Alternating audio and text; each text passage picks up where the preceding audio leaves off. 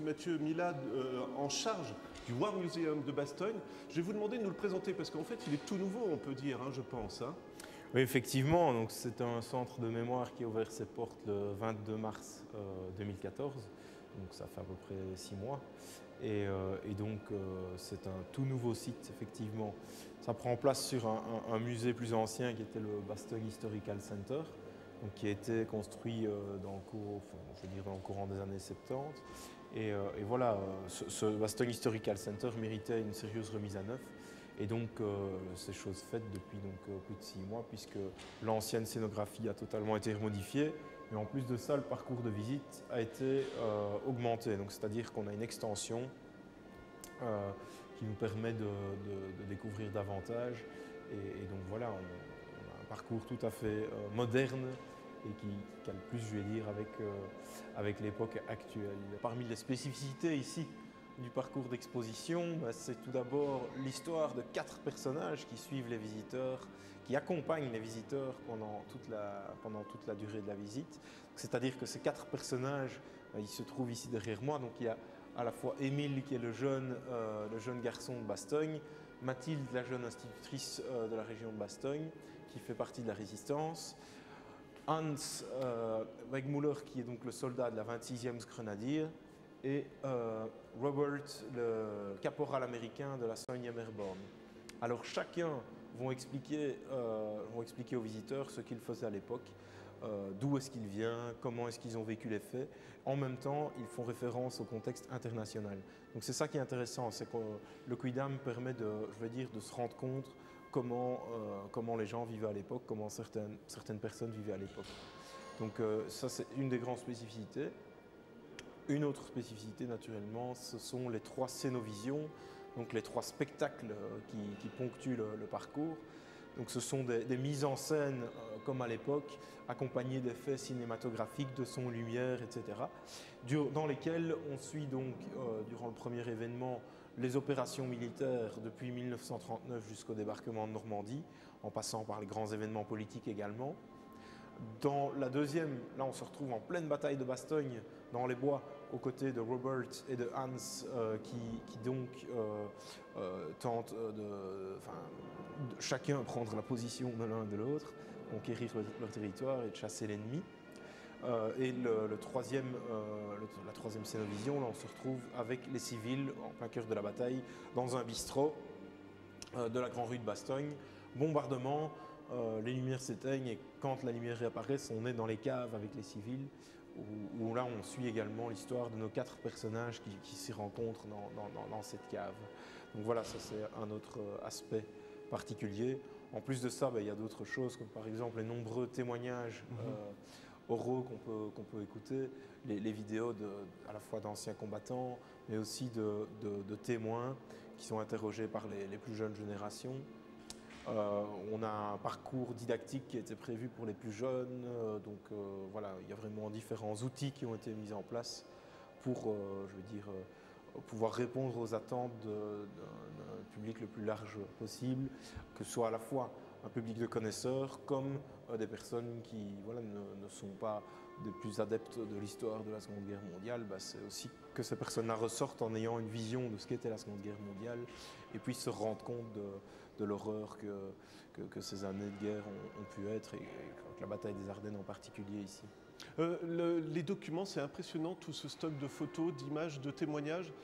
Comment ça s'est travaillé à l'avance? Comment on prépare? Parce qu'encore une fois, il y a une petite mise en scène, on va dire, grâce aux 4 personnages qu'on va suivre. On est vraiment guidé dans ce qui s'est passé avant, mais surtout la bataille des Ardennes et ce qui s'est passé à Bastogne. C'est ça, donc on a la deuxième partie du musée qui, elle, naturellement, est beaucoup plus centrée sur l'histoire de la bataille des Ardennes et du siège de Bastogne.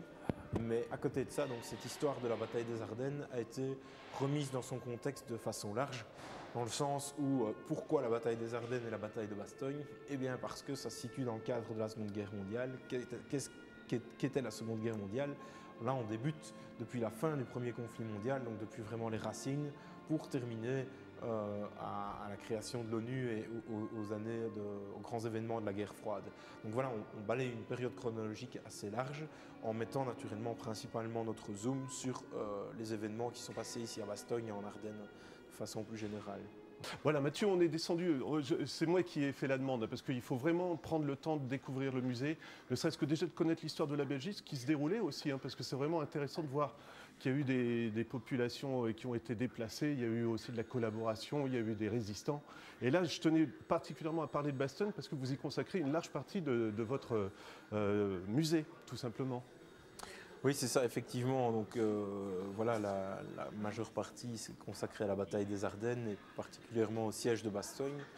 Et donc, oui, que dire de ce fameux siège, si ce n'est que voilà, Bastogne était un carrefour routier assez important et donc naturellement convoité par les deux camps pour des raisons stratégiques.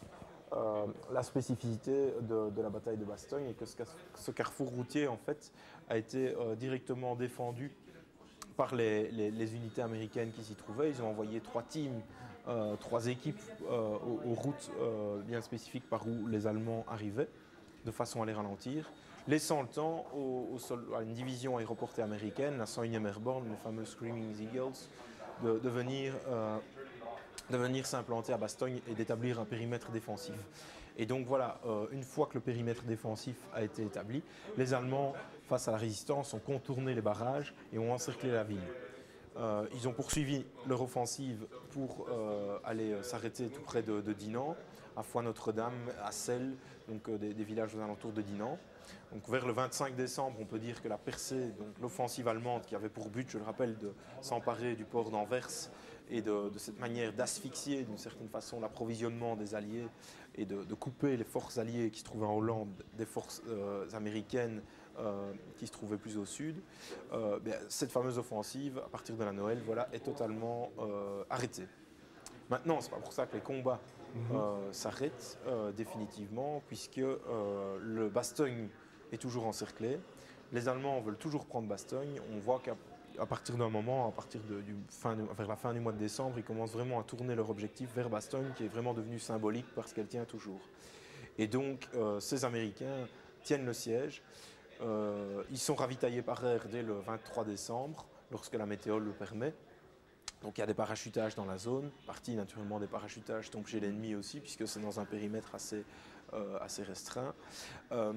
Et le 26 décembre, je vais dire, l'encerclement est rompu, puisque les forces du général Patton qui arrivent du sud, depuis Luxembourg, ont petit à petit repoussé les Allemands dans les villages qui se trouvent au sud de Bastogne et créé un corridor pour rompre l'encerclement. Bon, là, on voit directement, une fois que l'encerclement est rompu, l'approvisionnement en munitions, en armes, l'évacuation des blessés qui s'effectue. Et la bataille de Bastogne entre dans sa deuxième phase, celle dont on parle peut-être un petit peu moins, mais qui est tout aussi meurtrière, voire plus meurtrière que la première, qui est notamment la phase de dégagement de la ville.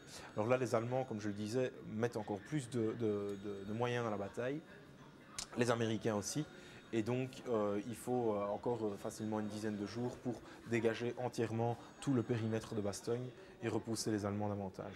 C'est seulement vers la fin du mois de janvier qu'on pourra dire que la bataille des Ardennes se termine, lorsque les Allemands ont été repoussés jusqu'à la frontière allemande et le lieu de départ, donc leur lieu de départ qui était le 16 décembre 1944.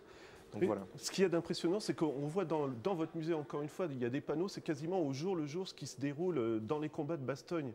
C'était important de mettre vraiment en valeur ces événements? Oui, naturellement, on se retrouve à Bastogne, donc c'est une des batailles, je veux dire, qui est de certaine façon mondialement connue. Et donc voilà, c'est certain que c'est l'endroit pour le mettre en avant. C'est un verrou qui va permettre ensuite aux troupes alliées de partir sur l'Allemagne aussi, non? Oui, c'est ça. Une fois donc que la bataille des Ardennes se termine, on peut dire que les Allemands ont envoyé les dernières troupes ont vraiment en fait envoyé un certain potentiel dans cette bataille. Et bon, suite à leur défaite, ils auront perdu naturellement beaucoup de ressources pour faire face aux semaines suivantes à la défense du territoire national. Et donc, si la bataille des Ardennes, clairement, n'avait pas eu lieu, les choses se seraient déroulées autrement, puisque, bon, voilà, toute une partie des unités d'élite allemandes n'aurait pas pu être, aurait pu être dégagée sur le front allemand. Je veux dire. Ce qui est impressionnant, encore une fois, dans le musée, c'est les véhicules, parce qu'on ne le voit pas pour l'instant, mais on va le découvrir à l'image. Comment vous avez retrouvé tous ces véhicules? Est-ce qu'il y en a qui ont été reconstitués, tout simplement, ou voilà, donc tout en fait, simplement. parmi les véhicules, je veux dire, là ça appartenait déjà à l'ancien musée, etc. Maintenant, il faut savoir que ces véhicules ont été totalement remis à neuf par un centre de restauration qui se trouve ici à Bastogne même, à l'endroit où le général Macauliffe avait donc son quartier général dans l'ancienne caserne Heinz, la caserne militaire. Cette caserne actuellement a été reconvertie en musée, c'est géré par le musée royal de l'armée et en même temps on a un centre de restauration pour les véhicules militaires. Donc. Vous pouvez nous raconter l'anecdote du général Macauliffe, tout simplement aussi, parce que celle-là est connue hein, pour oui, la donc bataille de Bastogne. Bien sûr, c'est donc les Allemands, voilà, à partir d'un certain moment, ont envoyé des émissaires pour demander la reddition de la ville. Les Américains ont reçu naturellement ces émissaires. Et lorsqu'on annonce au général Macauliffe que voilà, les Allemands demandent la reddition, etc., lui se dit « Ah, oh, nuts ! Oh mince, qu'est-ce qu'on va encore faire de ça? Encore un problème supplémentaire, etc. » Et dans cet ordre d'esprit, je veux dire. Et puis bon, voilà, il discute un petit peu, et puis bon, qu'est-ce qu'on va répondre finalement? Et alors un de ses officiers lui dit tout simplement, bah, écoutez, vous avez trouvé une bonne réponse, vous l'avez dit il y a quelque temps, Nuts. Il se dit, bah ok, il a signé Nuts. Et bon, voilà, ils ont renvoyé cela aux émissaires allemands, qui ne comprenaient pas grand-chose, puisque bon, c'est le fameux jargon américain. Et bon, on leur refait comprendre en quelques mots que voilà, ça voulait dire ben, aller au diable. Pas question. Voilà. Donc suite à cela, ben, voilà, c'est un épisode qui est devenu. Mais c'est resté parce que si je ne me trompe pas, il y a des restaurants ou des cafés qui s'appellent comme ça. C'est ça, voilà, il faut inviter les gens à aller se promener aussi. Oui, effectivement. Voilà. Dès la fin 1945, on commence à surnommer Bastogne The Nut City. Ce qui a bien fait rire naturellement les touristes américains qui revenaient. Et alors, il y a aussi je veux dire, l'histoire, parfois les coïncidences font des choses. L'histoire, c'est combiné à la tradition, puisque avant la guerre à Bastogne, il y avait déjà une traditionnelle foire aux noix qui avait lieu au mois de décembre. Enfin, je ne sais plus c'est exactement si c'était au mois de décembre, mais une fameuse foire aux noix durant laquelle c'était toute une tradition, mais les personnes qui étaient employées dans les fermes, etc., renouvelaient d'une certaine manière leur contrat. Je crois que c'était quelque chose comme ça. Et donc cette tradition de la foire aux noix a été reprise après la guerre et combinée à la fois dans le cadre des commémorations et du fameux Nuts de Macauliffe. Et donc chaque année, actuellement, deuxième week-end de décembre, on accueille donc la fameuse foire aux noix avec toutes ces activités qui ont lieu, avec le jet de noix depuis le parvis de l'hôtel de ville, puis le balcon de l'hôtel de ville et toutes les activités qui sont derrière. Il y a une marche du périmètre, il y a des défilés de véhicules militaires, il y a des expositions. Enfin, voilà. Ici, dans le cadre du 70e anniversaire, naturellement, on va véritablement mettre les bouchées doubles, hein, puisque c'est un événement tout à fait unique que nous allons vivre.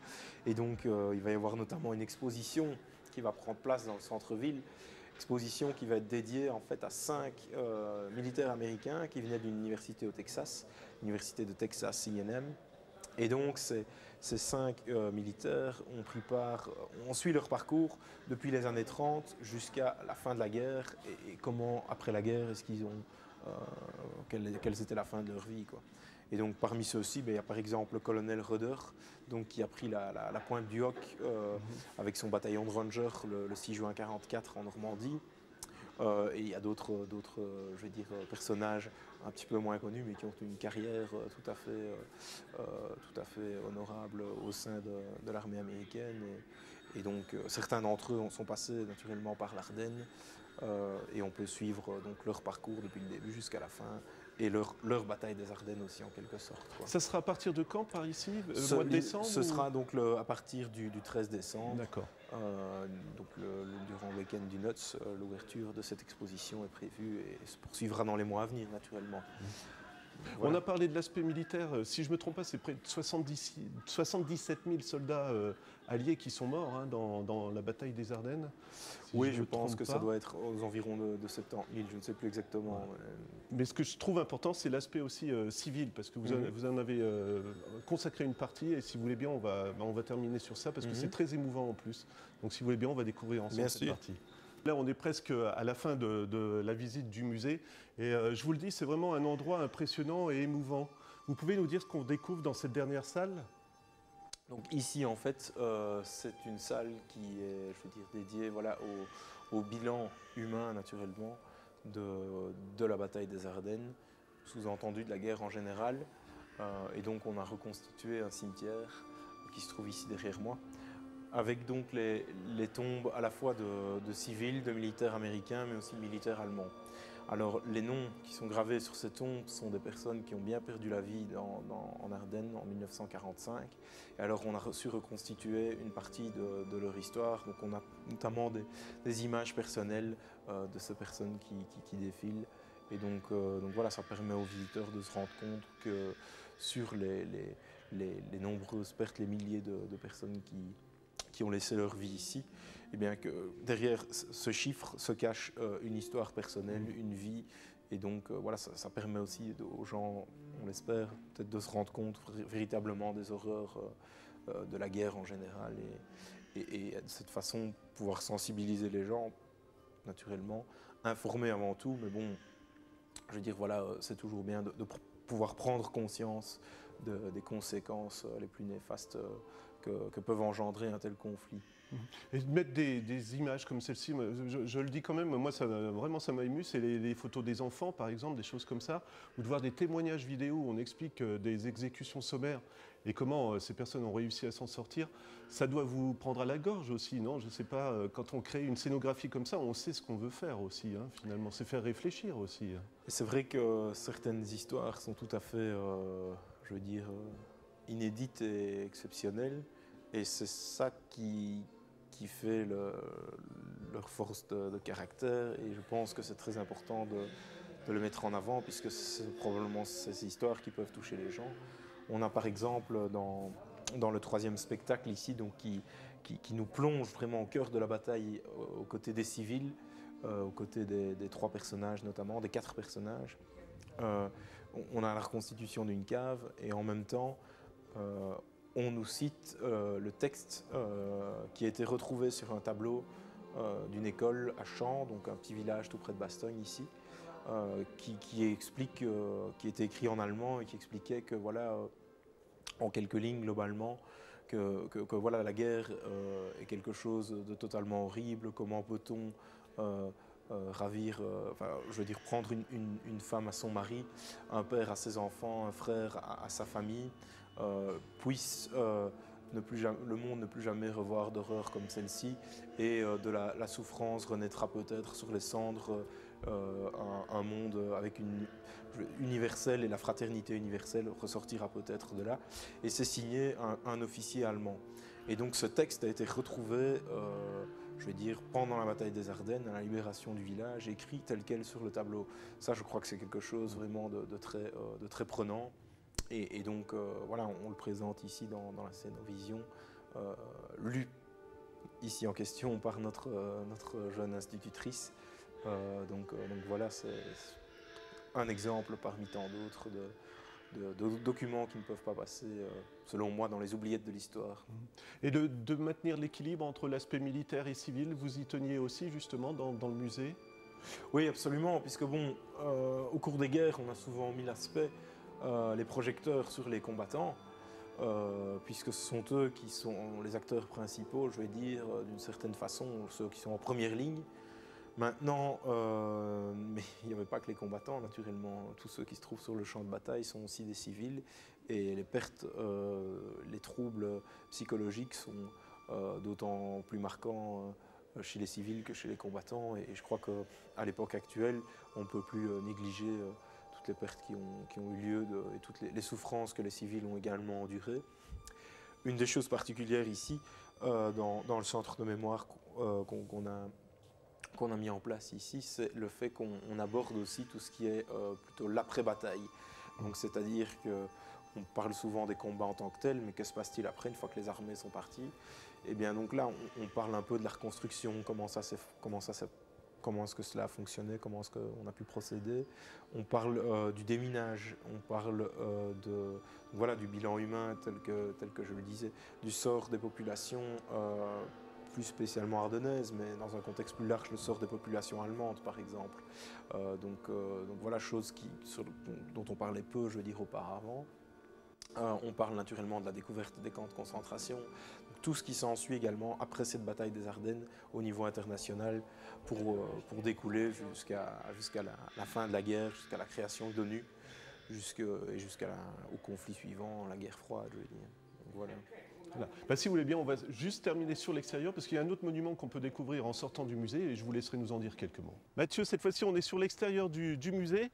Qu'est-ce qu'on découvre derrière? Parce que là aussi, c'est toujours un site historique, site militaire, on va dire aussi.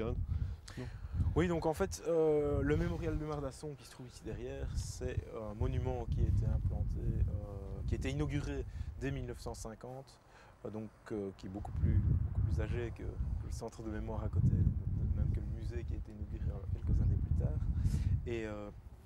Et donc ce monument rend hommage aux victimes, aux troupes américaines qui ont pris part à la bataille des Ardennes. Il faut savoir que dès 1946, il y a une première plaque qui est inaugurée sur le site même ici du Mardasson. Et donc ce fut une cérémonie tout à fait symbolique dans le sens où on a pris une partie de la terre de la colline ici du Mardasson, on l'a placé dans un coffret scellé, coffret en ébène qu'on a expédié aux USA. Il a été réceptionné à l'époque par le président Truman et donc voilà, ceci fut encadré dans une fameuse cérémonie, etc. Ensuite, on a mis en place donc le fameux mémorial ici. Le grand mémorial donc, qui est en forme d'étoile, qui reprend l'histoire de la bataille des Ardennes, qui reprend les symboles de toutes les unités de l'armée américaine qui se sont battues ici, ainsi que les différents États. Alors, chose aussi, je vais dire, tout à fait unique pour ce mémorial, c'est qu'en dessous, au départ, dans le projet initial, il ne devait pas y avoir d'autres structures attachées à ce mémorial, mais les veuves de guerre américaines ont désiré donc avoir un lieu de recueillement pour pouvoir revenir ici et donc rendre hommage à leurs époux qui ont perdu la vie sur les terres ardennaises. Et donc une chapelle a été mise en place en dessous du mémorial. Et donc cette chapelle a été décorée par Fernand Léger, donc, qui est donc un artiste assez important dans l'histoire du XXe siècle. Et donc on peut toujours voir actuellement son œuvre. La chapelle est je vais dire, accessible tous les jours en même temps que le musée. Et donc voilà, on peut monter au-dessus aussi du mémorial où là on a une vision de l'ensemble du champ de bataille de Bastogne avec des petits panneaux didactiques. Et on voit bien, comme vous l'expliquez, les troupes allemandes qui avaient vraiment cerné Bastogne du coup, parce que sur les plans sont dessinés où se trouvaient les troupes allemandes. Et ici même, pendant l'offensive des Ardennes, sur le site où nous sommes, je veux dire, il n'y a pas eu de charge particulière ni quoi que ce soit. C'était un site qui était principalement, je vais dire, desservi par l'artillerie américaine qui se trouvait un petit peu dans le fond. Et voilà, mais bon, c'était dans une partie tout à fait... on était dans la zone qui était encerclée ici même. Et quand on se déplace un peu plus loin, donc c'est-à-dire à 3-4 km d'ici, là on peut encore voir des trous de fusillés, les fameux foxholes. On peut voir le bois de la paix, donc c'est un bois qui a été planté par des vétérans dans le cadre du 50e anniversaire. Et donc quand on le voit du ciel, ça représente le symbole de l'UNICEF. Et donc, outre le bois de la paix, les foxholes, quand on continue un peu plus loin, on arrive au village de Foix, qui a été rendu célèbre notamment par la fameuse série des frères d'armes de Tom Hanks et Steven Spielberg. Et alors à Foix, lorsqu'on traverse la route, là, dans le village juste à côté à Recogne, on a un cimetière militaire allemand, où il y a encore, je veux dire, des milliers de dépouilles de soldats allemands qui ont perdu la vie ici il y a près de 70 ans. Voilà, auparavant, juste en face du cimetière allemand, il y avait également un cimetière américain, mais il a été déplacé quelques années après la guerre, en 1947 de mémoire, pour être réparti dans d'autres cimetières, que ce soit à Henri-Chapelle, donc dans la région de Verviers, etc., ou encore Neuville-en-Condroz, à Ham, au Grand-Duché de Luxembourg, où le général Patton est enterré. Donc voilà, dans d'autres cimetières plus importants qui avaient été implantés à l'époque à ces endroits. Ben Mathieu, on vous remercie vraiment de votre accueil parce que c'est vraiment, il faut venir pour découvrir tout simplement. Petit détail, simplement les heures d'ouverture, les jours d'ouverture, comment ça se passe? Et le musée est ouvert tous les jours, sauf le lundi, en dehors des congés scolaires et des vacances scolaires. En juillet, août et décembre, c'est ouvert là systématiquement tous les jours, lundi y compris. Et donc c'est de 10h à 18h et de 10h à 19h en été.